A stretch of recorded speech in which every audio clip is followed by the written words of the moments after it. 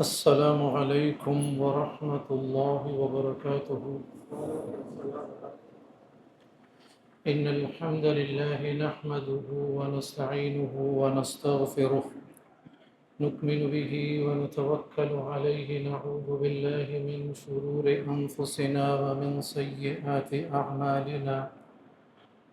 من يهده الله فلا مضل له ومن يضلل فلا هادي له، وأشهد أن لا إله إلا الله وحده لا شريك له، وأشهد أن محمدا عبده ورسوله. قال تعالى في كتابه الكريم: يا أيها الذين آمنوا إن جاءكم فاسق بنبأ فتبينوا أن تصيبوا قوما بجهالة فتصبحوا على ما فعلتم نادمين. وروى الإمام مسلم رحمه الله في صحيحه عن أبي هريرة رضي الله عنه قال: قال رسول الله صلى الله عليه وسلم في حديثه المبارك: كفى بالمرء كذبا أن يحدث بكل ما سمع. أما بعد، فإن خير الحديث كتاب الله، وخير الهدي هدي محمد صلى الله عليه وسلم، وإن شر الأمور محدثاتها، وكل محدثة بدعة، وكل بدعة ضلالة، وكل ضلالة في النار. تمام تر کبریائی، بڑائی، اچھے کلمات خالق کائنات کے لیے، رازق کائنات کے لیے، مالک کائنات کے لیے، مدبر کائنات کے لیے، جو تنہا عبادت کے لائق ہے، جس کے بہت خوبصورت اور پیارے نام ہیں. بے شمار سلام رسول اللہ صلی اللہ علیہ وسلم کے وجود مزکہ پر، جنہیں رب العالمین نے رحمتاً للعالمین بنایا، اور وہ تمام خوبصورت وجود جنہیں اللہ تعالیٰ نے حبیب کائنات، محبوب کائنات صلی اللہ علیہ وسلم کی صحبت کے لیے منتخب کیا، رضی اللہ عنہم ورضوا عنہ. میرے قابل احترام سامعین، سورۃ الحجرات کی جو آیت میں نے آپ کے سامنے پڑھی: یا ایہا الذین آمنوا، اے لوگو جو ایمان لا چکے ہو، ان جاءکم فاسق بنبأ، اگر آئے تمہارے پاس فاسق کوئی خبر لے کر، فتبینوا، تو تم تحقیق کر لیا کرو، خبر لانے والے کی بھی اور خبر کی بھی. ان تصیبوا قوما بجہالۃ، ایسا نہ ہو کہ تم اپنی سماعت تک پہنچنے والی خبر کو ویریفائی نہ کرو اور اس خبر کے بارے میں اپنا رد عمل دے دو. پھر تمہیں معلوم ہو کہ میرے پاس یہ پہنچنے والی خبر جو تھی یہ صحیح نہیں تھی، ضعیف تھی، غلط تھی، میرا رد عمل بھی غلط ہے. فَتُصْبِحُوا، تو پھر تم ہو جاؤ گے، عَلَى مَا فَعَلْتُمْ نَادِمِينَ، جو کچھ تم نے کیا تھا اس پر تم شرمندہ اور نادم. میرے قابل احترام سامعین، ہم جس دور سے گزر رہے ہیں یہ ڈس انفارمیشن کا دور ہے. انفارمیشن کا تو دور ہے ہی ہے، لیکن انفارمیشن سے بڑھ کر ڈس انفارمیشن کا دور ہے. بالخصوص جب سے آرٹیفیشل انٹیلیجنس اور اس طرح کے جو لیٹسٹ ٹولز ہمارے پاس آ گئے ہیں، ہمارے لیے فی الواقع فرق کرنا بہت مشکل ہو جاتا ہے کہ کون سی خبر صحیح ہے اور کون سی غلط ہے.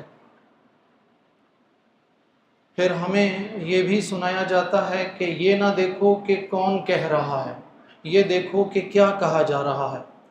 یہ مکمل شیطانی جملہ ہے، اس کا دین اسلام سے کوئی تعلق نہیں ہے. یہ جو کہا جاتا ہے کہ یہ نہ دیکھو کہ کون کہہ رہا ہے، یہ گمراہی پر مبنی ہے. ہمارا دین ہم سے یہ بھی کہتا ہے کہ یہ بھی دیکھو کون کہہ رہا ہے اور یہ بھی دیکھو کہ کیا کہا جا رہا ہے. تو اس آیت میں 4 باتیں کی جا رہی ہیں جو میں آپ کے سامنے اختصار کے ساتھ بیان کرنا چاہوں گا. حتی الامکان کوشش کروں گا کہ میں ان 4 باتوں کو آیات احادیث اور اپنے اسلاف رحمہم اللہ کے اقوال سے آپ کے سامنے واضح کر سکوں۔ یہ بات بھی ذہن میں رکھیے گا کہ اس آیت کا تعلق میرے دین کے ساتھ بھی ہے، میری سیاست کے ساتھ بھی ہے، میری تجارت کے ساتھ بھی ہے، میری معاشرت کے ساتھ بھی ہے، میری گھریلو زندگی کے ساتھ بھی ہے۔ گویا کہ مسلمان کی پوری زندگی اس آیت کے ایک ورڈ فتبینوا اس کے گرد گھومتی ہے۔ آئیے پہلے اس آیت کو سمجھ لیتے ہیں، پھر فتبینوا کی سمجھ ہمیں اچھے طریقے سے آ سکے گی۔ سب سے پہلی بات، اس آیت میں خطاب کیا گیا یا ایھا الذین آمنوا، اے لوگو جو ایمان لا چکے ہو، تمہارے لیے لازم ہے، تمہارے ایمان کے لیے لازم ہے، اگر تم ایماندار یا ایمان والے ہونے کا دعویٰ کرتے ہو تو تمہارے لیے لازم ہے کہ جو باتیں اس آیت میں آگے کی جا رہی ہیں وہ اس پر تمہارا عمل بھی ہونا چاہیے۔ سیدہ عائشہ اور سیدنا عبداللہ ابن مسعود رضی اللہ عنہ کے فرامین کے مطابق قرآن کی جو آیت یا ایھا الذین آمنوا سے شروع ہوتی ہے اس میں یا تو خیر کی طرف توجہ دلائی جا رہی ہے یا شر سے ہمیں روکا جا رہا ہے۔ تو آئیے ذرا اس آیت میں پہلی بات تو یہ ہو گئی۔ دوسری بات ہمارے پاس آ گئی، ان جاءکم فاسق، اگر آئے تمہارے پاس فاسق، یہ نہیں کہا ان جاءکم خبر او ان جاء نبأ کہ تمہارے پاس کوئی خبر آ جائے فتبینوا تو تم اس کی تحقیق کرو، بلکہ یہ کہا گیا ان جاءکم فاسق، فاسق یعنی خبر لانے والے کو بھی ویریفائی کیا جائے۔ میرے قابل احترام سامعین، ہمارا پورے کا پورا دین اس بات سے ہے۔ قرآن مجید ہم دیکھتے ہیں سند سے ہمیں ملا ہے۔ اللہ تعالیٰ جبریل علیہ السلام، رسول اللہ صلی اللہ علیہ وسلم، صحابہ کرام رضوان اللہ علیہم اجمعین اور قراء، اور آج ہم تک قرآن پہنچا ہوا ایک ایک حرف، ایک ایک زیر زبر پیش، ہم اس پر مکمل طور پر ایمان رکھتے ہیں۔ قرآن کی سند ہمارے پاس موجود ہے۔ حدیث کی بات کریں تو اللہ تعالیٰ جبریل علیہ السلام، رسول اللہ صلی اللہ علیہ وسلم، صحابہ کرام رضوان اللہ علیہم اجمعین، محدثین، آج ہمارے حدیث پڑھانے والے اساتذہ جو اپنی سند سے بات کرتے ہیں، تو حدیث ہم تک سند سے پہنچی، ہم نے ایک ایک حدیث کو چیک کیا۔ ہمارے محدثین نے 5 لاکھ راویوں کے حالات زندگی جمع کیے کہ اس راوی کا نام کیا ہے، اس کے باپ کا نام کیا ہے، اس کے دادا کا نام کیا ہے، اس کی ماں کا نام کیا ہے، اس کی اولاد کون ہے، اس نے کس سے دین حاصل کیا، اس نے دین کس کو آگے پہنچایا، یہ عمر کے کس حصے میں سچا تھا، کس حصے میں اس کی باتوں کا اعتبار نہیں کیا جا سکتا۔ ہمارے محدثین نے ہمیں دین پہنچانے والوں کے حوالے میں اتنا حساس طرز عمل ہمارے سامنے رکھا۔ میرے قابل احترام سامعین، ہمارا پورے کا پورا دین ہمیں یہ بتاتا ہے کہ صرف یہ مت دیکھو کہ کیا کہا جا رہا ہے، بلکہ پہلے کیا دیکھنا چاہیے کہ وہ بتانے والا کون ہے۔ اگر بتانے والا سچا ہے، ثقہ ہے، صادق ہے، تو پھر اس کی بات کو مانا جائے گا۔ تو آئیے ذرا کچھ اس میں ہم اپنے اسلاف رحمہم اللہ کے اقوال بھی دیکھ لیتے ہیں۔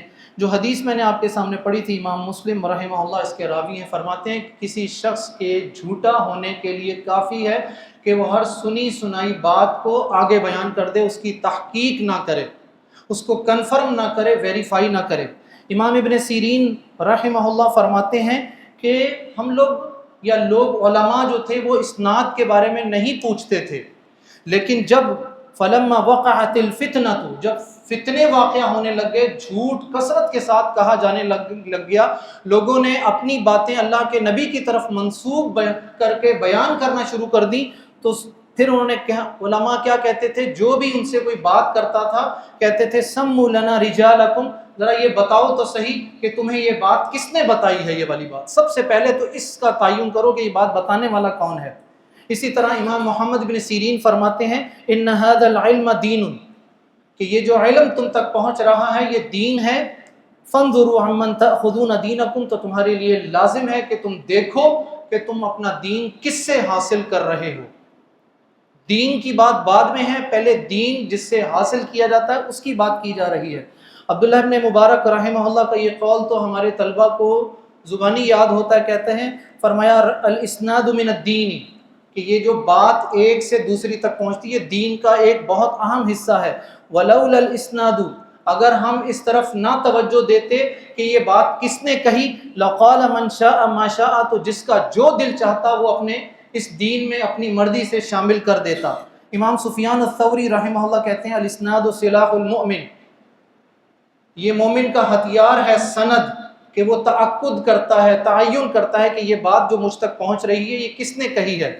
امام مالک رحمہ اللہ کا فرمان ہے لا یؤخذ العلم من اربعۃ، 4 بندوں سے علم کبھی بھی حاصل نہیں کیا جاتا۔ پھر وہ ان 4 کا ذکر کرتے ہیں اور اس میں سے ایک وہ کہتے ہیں کہ فاسق سے کبھی بھی علم حاصل نہیں کرنا چاہیے۔ امام عبداللہ ابن مبارک فرماتے ہیں بیننا و بین القوم القوائم، ہمارے اور دیگر اقوام کے درمیان سب سے بڑا فرق ہی یہ ہے کہ ہم بات پہنچانے والے کے بارے میں سب سے پہلے پوچھتے ہیں۔ امام حسن بصری رحمہ اللہ کا قول ہے المؤمن وقاف حتی یتبین، مومن جب کوئی بات سنتا ہے توقف کرتا ہے، تحقیق کرتا ہے یہاں تک کہ وہ بات واضح ہو جائے۔ تو میرے قابل احترام سامعین، اگر میں یہ کہوں کہ ابتدائی 300 سال تک ہمارے علماء نے وہ دور جس کے بارے میں اللہ کے رسول صلی اللہ علیہ وسلم کا فرمان ہے خیر الناس قرنی ثم الذین یلونہم ثم الذین یلونہم، تو اس دور میں جتنی کتابیں لکھی گئیں تمام کتابیں سند کے ساتھ لکھی جاتی تھیں، خواہ وہ حدیث کی ہوں، تفسیر کی ہوں، یہاں تک کہ نحو صرف کے جو مسائل ہیں کہ کلمہ 3 اقسام میں تقسیم ہوتا ہے، اسم، فعل و حرف، یہ بھی سند کے ساتھ ہمیں ملتی ہے۔ یہ باتیں شروع کے تقریباً 250 سال تک جتنی کتابیں لکھی گئیں وہ تمام کتابیں ہمیں سند کے ساتھ ملتی، یہاں تک کہ امام طبری رحمہ اللہ کی آپ تفاسیر اٹھا کر دیکھ لیجئے، تاریخ طبری اٹھا کر دیکھ لیجئے، وہاں بھی آپ کو سند ملے گی۔ گویا کہ ان علماء نے اس بات کو سمجھا تھا کہ دین سے پہلے دین لانے والے، خبر سے پہلے خبر لانے والے کی اہمیت ہے، اس کو ویریفائی کیا جائے۔ فاسق کیوں کہا گیا؟ اس لیے کہ فاسق غیر محتاط طرز عمل اختیار کرتا ہے، تحقیق نہیں کرتا، اسے خبر کی امانت کا پاس نہیں ہوتا، جذبات میں ہوتا ہے وہ، اور اس کی دیانت جو ہوتی ہے وہ مشتبہ یعنی مشکوک ہوتی ہے، نافرمان ہوتا ہے۔ یہاں پر یہ نہیں کہا گیا کاذب، کذاب نہیں کہا گیا، اس کا مطلب یہ ہے کہ فاسق کی ہر خبر جو ہے وہ جھوٹی نہیں ہوتی، بلکہ فاسق کی خبر کی تحقیق کرو۔ دوسری بات جو اس آیت میں کی گئی ان جاءکم فاسق بنبأ، اب آئی بات بنبأ یعنی دین کی بات، میری سماعت تک جو بات بھی پہنچتی ہے، خواہ وہ بات میرے دین سے تعلق رکھتی ہو، میری دنیاوی معاملات یعنی سیاست سے تعلق رکھتی ہو، تجارت سے، معاشرت سے، گھریلو امور سے، اداروں کے معاملات سے، پڑوس سے، کسی بھی چیز سے، یہ بات اس لیے کہہ رہا ہوں کہ ہم ڈس انفارمیشن کے دور میں جی رہے ہیں۔ روزانہ رات کو ہمارے ٹی وی شوز پر ٹاک شوز نام کے پتلی تماشے لگائے جاتے ہیں، وہ لوگ بیٹھتے ہیں جو کبھی اپنی سورسز کلیئر نہیں کرتے، ہمیشہ گمان پر اور تکوں پر رجمم بالغیب کے ذریعے وہ اپنی باتیں اور تجزیات کرتے ہیں، کوئی اپنا سورس نہیں بتاتا۔ اور اس سے زیادہ المناک بات تو یہ ہے کہ وہ لوگ دین بتاتے ہیں جن کی اپنی حیثیت مشکوک ہوتی ہے، جن کا اپنا منبع علم، مصدر علم جن کا واضح نہیں ہوتا کہ علم انہوں نے کن سے حاصل کیا ہے۔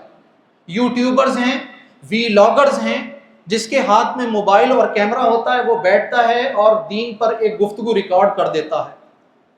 میرے قابل احترام سامعین، بہت زیادہ ضروری ہے اس بات کی کہ ہم خبر لانے والے کے بعد خبر کو ویریفائی کریں۔ قرآن کہتا ہے وَلَا تَقْفُ مَا لَيْسَ لَكَ بِهِ عِلْمٌ، بھائی وہ بات نہ کرو جس کا تمہارے پاس علم نہ ہو۔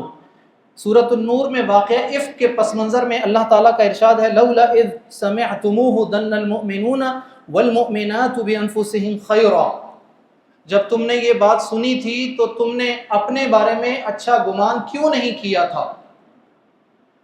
گویا کہ خبر جو ہے وہ اتنی اہم ہے۔ اسی طرح جو حدیث میں نے ابھی صحیح مسلم کی آپ کے سامنے رکھی کہ جھوٹا ہونے کے لیے کافی ہے کہ ہر سنی سنائی بات کو آگے بیان کر دیا جائے۔ اسی طرح بدگمانی سے اجتناب کا کہا گیا، ایاکم والظن، بدگمانی سے بچو، فإن الظن اکذب الحدیث، بدگمانی کرنا جھوٹی ترین باتوں میں شمار ہوتا ہے۔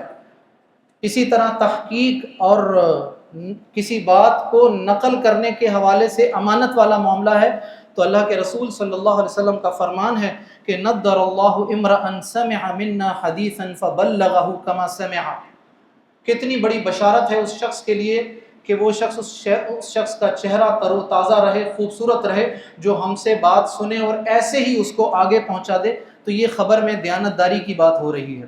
جلد بازی والا معاملہ ہے، فرمایا التأنی من اللہ والعجلۃ من الشیطان، جب کوئی بات ہماری سماعت تک پہنچے، ہمارے کانوں سے ٹکرائے، جلد بازی کی جائے، فوراً رد عمل دیا جائے، ویریفائی نہ کیا جائے، تو یہ ایک شیطان کا ایک چال ہے، شیطان کا ایک یوں سمجھ لیجئے کہ اس کی مکاری اور عیاری اور اس کے اسلحہ میں شمار کیا جاتا ہے۔